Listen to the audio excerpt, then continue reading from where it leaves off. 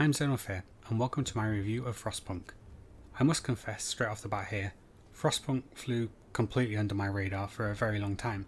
I didn't even know it existed until fairly recently, when my friend over at Houndlander started asking me about it, which then led to me taking a look and playing it.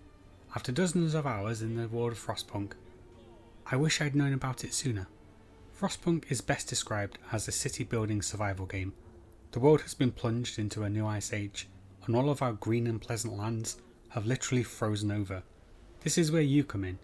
You are tasked with building the last city and meeting all of its basic needs: food, heating and shelter. Sounds really easy, right? Well, it's not.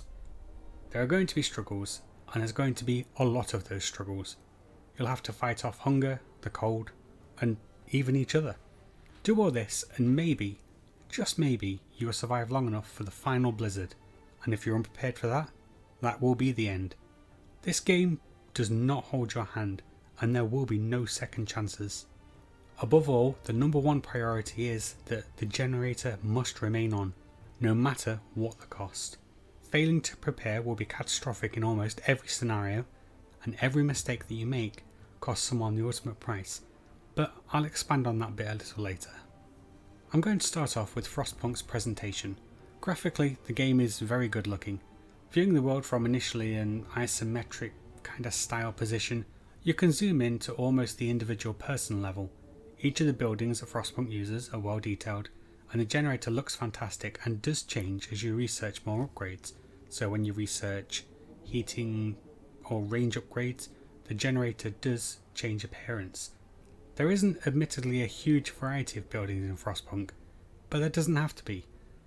I must admit as well that the steampunk style kind of thing isn't usually something that I like, but Frostpunk's presentation of steam-powered machinery is actually fantastic. Frostpunk is a frozen, bleak world, and it's mirrored perfectly in its presentation.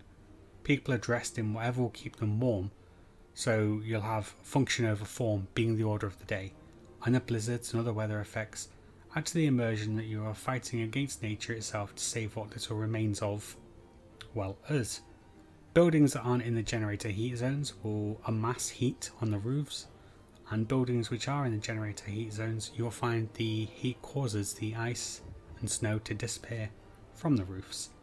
From a performance perspective, I've had it running on a wide range of hardware, including the Legion Go, and it has performed well on everything from a Radeon 780M all the way up to a 1660 Super.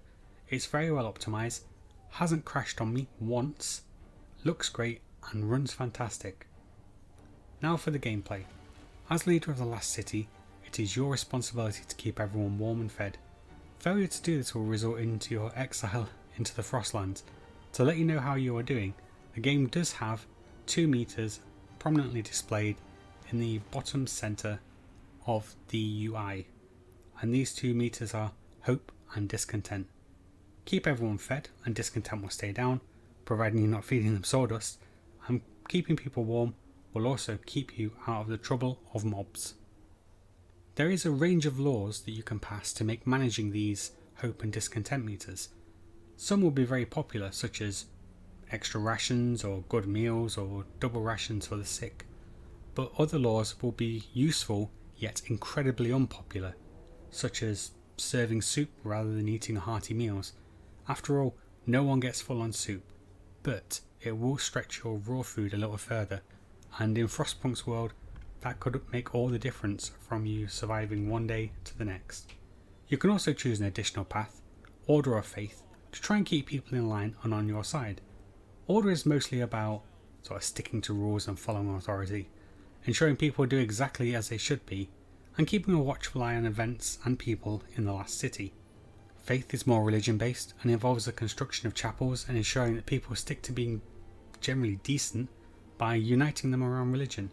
Both are very powerful tools, although my personal preference is Order rather than Faith. If you're feeling particularly authoritarian, then Order also allows you to go full on tyrant, and Faith allows you to form a city based almost entirely around religious zealotry. The choice to enact these depends entirely on how you feel about curtailing the civil liberties of people in the name of survival. How far will you go to survive, and will you cross the line? It's an interesting question, and they both have significant ramifications to the local population. Speaking of population, you can grow your population by sending out scouts to search far out sites in the Frostlands where people and resources are. But again, this is actually a balancing act. More people means more field jobs, but it also means more food, more houses, and ultimately more coal consumption. You have to finally balance your population with your production, otherwise you will lose it all. This means, in some scenarios, that you have to decide on if you want to turn away people desperate for help in order to safeguard the people that you are looking out for. It's moral decisions like this that really underpin Frostpunk magnificently, in my opinion. We like to think of ourselves as always doing the right thing, but when your back is against the wall and the people are threatening to exile you, what will you really do? And that is the question. As for how much game you get, there's 4 scenarios as standard, with an additional 2 available as DLC. That doesn't sound like much, but there's dozens of hours easy in there. You definitely will not be finishing these scenarios the first time either. There's a steep learning curve, and you shouldn't be surprised if you fail even the first scenario half a dozen times before finally getting the hang of it, which is exactly what I did. There's also an endless mode, but I feel that I haven't played that enough to really pass comment on it unlike the main scenario, so that will be a video for the future. I also want to take a moment to mention that the soundtrack to Frostpunk is absolutely exceptional, and possibly the best in-game soundtrack I have ever heard. The music matches the mood perfectly, and adds to the already great presentation of the Frostpunk world. I have purchased this soundtrack separately, and I enjoy it quite often. Ultimately, should you buy Frostpunk? If you like city building survival games, then I can wholeheartedly recommend, without reservation, buying Frostpunk. It's an outstanding game, well crafted, well thought out, and unique in its own way, that I think is deserving of both your time and money, both of which are valuable commodities, as I'm sure everyone can appreciate. There's easily dozens of hours of game here, and I actually think that the game itself is actually quite addictive. I'll level with you. Many games pass me by these days, and it takes something real special to hold my attention. But Frostpunk captured me in a way that a game hasn't done since Elite Dangerous did back in 2015 on the Xbox One. I was hooked from the moment I found myself in charge of this desperate world, and the combination of the story and its atmosphere have absolutely captivated me for more hours than I thought a game like this could.